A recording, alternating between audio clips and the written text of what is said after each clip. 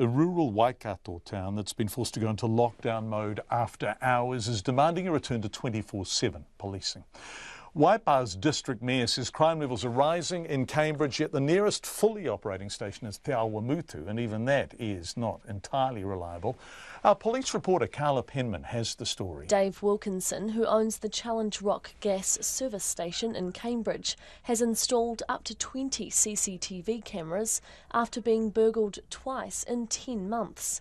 He says the most recent one was in July last year. About 4:30 in the morning, after police and the security had gone home, so the town was completely unattended.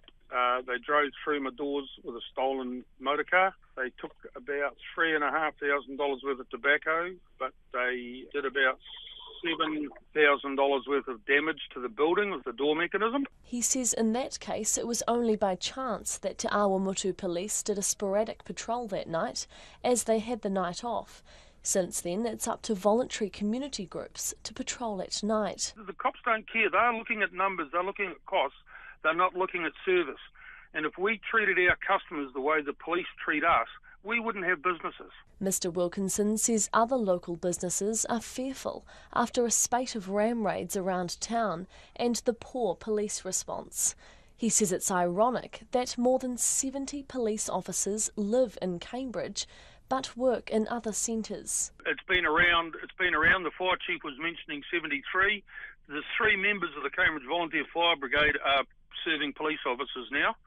2 of them are in Hamilton and one's in Te Awamutu. So that's where they're stationed. He says just last week a drunk driver crashed into a logging truck about 5 o'clock in the morning just south of Cambridge. And there was no police patrol to come to monitor that job. The fire service did traffic control until the commercial vehicle unit got there, and that was the senior sergeant from Te Awamutu that came over. The Cambridge Volunteer Fire Brigade's Chief Officer, Don Garand, has confirmed to RNZ News they waited for 30 minutes that day for the police to arrive, and issues such as this happen sometimes on early mornings.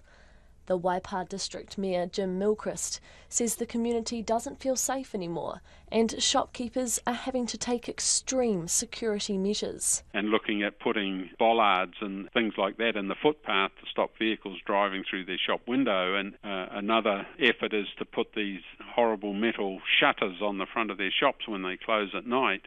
And nobody wants a community that looks like Soweto, to be honest. He says the closest 24-hour station in Te Awamutu covers a very large area, and depending on the calls coming in, it could easily take police 40 minutes to an hour to respond to call-outs in Cambridge.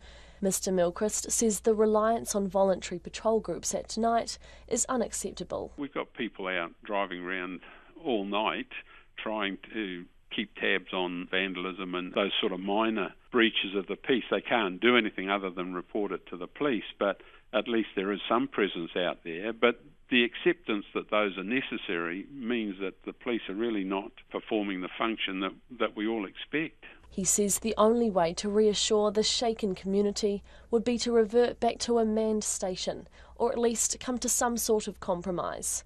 In a statement, the police in Waikato say there are frontline staff in Cambridge and the wider area available to the community 24/7. He says having more officers mobile ensures a quicker response in emergency situations.